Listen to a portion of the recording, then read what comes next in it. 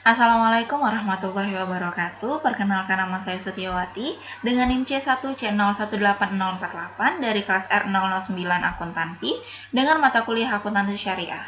Baiklah, di sini saya akan mempresentasikan hasil dari makalah saya yang berjudul Sistem Keuangan Syariah.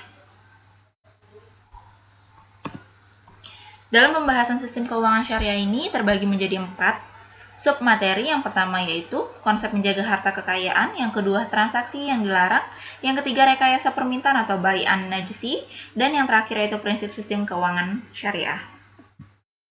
Yang pertama yaitu konsep menjaga harta kekayaan.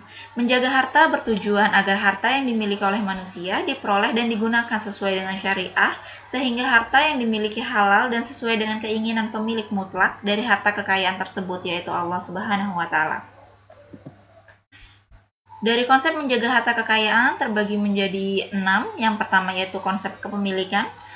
Konsep kepemilikan, yang kedua perolehan harta, yang ketiga penggunaan dan pendistribusian harta, yang keempat akad, kontrak atau transaksi, yang kelima jenis akad, yang keenam rukun dan syarat akad. Di sini saya akan membahas mengenai jenis akad. Akad terbagi menjadi 2, yaitu 1. Akad tabaru adalah perjanjian yang merupakan transaksi yang tidak ditujukan untuk memperoleh laba atau transaksi nirlaba. Yang kedua yaitu akad tijarah yang merupakan akad yang ditujukan untuk memperoleh keuntungan. Dan selanjutnya itu rukun dan syarat akad. Rukun dan syarat akad itu terbagi menjadi 3, yaitu adanya pelaku, adanya objek akad, dan adanya ijab qabul atau serah terima. Selanjutnya yaitu transaksi yang dilarang. Hukum asal dalam muamalah adalah semuanya diperbolehkan kecuali ada ketentuan syariah yang melarangnya. Larangan ini dikarenakan beberapa sebab, antara lain dapat membantu berbuat maksiat atau melakukan hal yang dilarang Allah, adanya unsur penipuan, adanya unsur menzalimi pihak yang bertransaksi, dan sebagainya. Yang selanjutnya yaitu transaksi yang dilarang.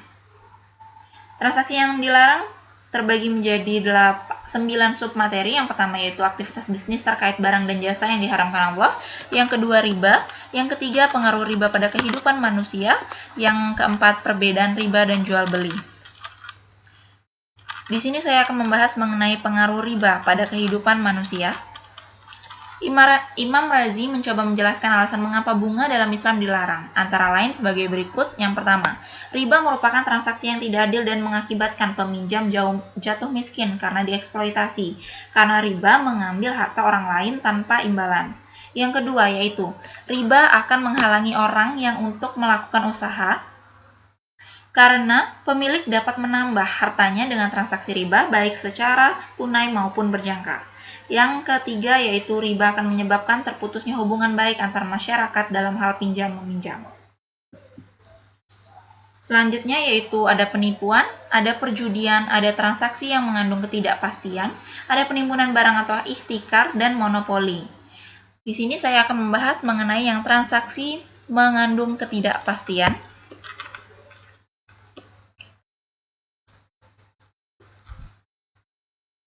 Transaksi yang mengandung ketidakpastian atau disebut gharar terjadi jika terdapat incomplete information sehingga ada ketidakpastian antara dua belah pihak yang bertransaksi, ketidakjelasan yang dapat menimbulkan pertikaian antara para pihak dan ada pihak yang dirugikan, ketidakjelasan dalam kuantitas, misalnya jual beli buah ketika masih dalam bentuk buah yang belum siap panen.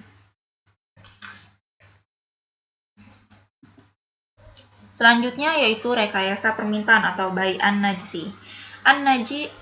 An-najsi termasuk dalam kategori penipuan atau tadlis karena merekayasa permintaan, di mana satu pihak berpura-pura mengajukan penawaran dengan harga yang tinggi agar calon pembeli tertarik dan membeli barang tersebut dengan harga yang tinggi. Rekayasa permintaan atau bai'an najsi terbagi menjadi 4, yaitu suap, penjual bersyarat atau ta'aluk, pembelian kembali oleh penjual dari pihak pembeli atau bai' al-ina. Yang keempat yaitu jual beli dengan cara talaki al-rukban.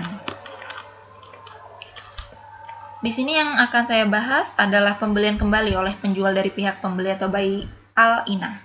Misalnya A menjual secara tunai pada B, kemudian A membeli kembali barang yang sama dari B secara kredit. Untuk jual beli dengan cara talaki al-rukban, Jual beli dengan cara mencegat atau menjumpai pihak penghasil atau pembawa barang perniagaan dan membelinya, di mana pihak penjual tidak mengerti harga pasar atas barang dagangan yang dibawanya, sementara pihak pembeli mengharapkan keuntungan yang berlipat dengan memanfaatkan ketidaktahuan mereka. Cara ini tidak diperbolehkan secara syariah sesuai dengan sabda Rasulullah. Janganlah kamu mencegat kafilah rombongan yang membawa dagangan yang di jalan. Siapa yang melakukan itu dan membeli darinya, maka jika pemilik barang tersebut tiba di pasar atau mengetahui harga, ia boleh berkhiar. Yang terakhir yaitu prinsip sistem keuangan syariah. Filosofi sistem keuangan syariah atau bebas bunga atau larangan riba tidak hanya melihat interaksi antara faktor produksi dan perilaku ekonomi, seperti yang dikenal pada sistem keuangan tradisional, melainkan juga harus menyeimbangkan berbagai unsur etika moral, sosial, dan dimensi keagamaan untuk meningkatkan pemerataan dan keadilan menuju masyarakat yang sejahtera serta menyeluruh. Di sini prinsip sistem keuangan syariah terbagi menjadi 6. Yang pertama yaitu larangan riba, adanya pembagian resiko, adanya menganggap uang sebagai modal potensial, adanya larangan melakukan kegiatan spekulatif, yang kelima yaitu kesucian kontrak, dan yang terakhir yaitu aktivitas usaha harus sesuai dengan syariah. Terima kasih atas perhatiannya, lebih kurangnya saya mohon maaf, dan saya tutup dengan wassalamualaikum warahmatullahi wabarakatuh.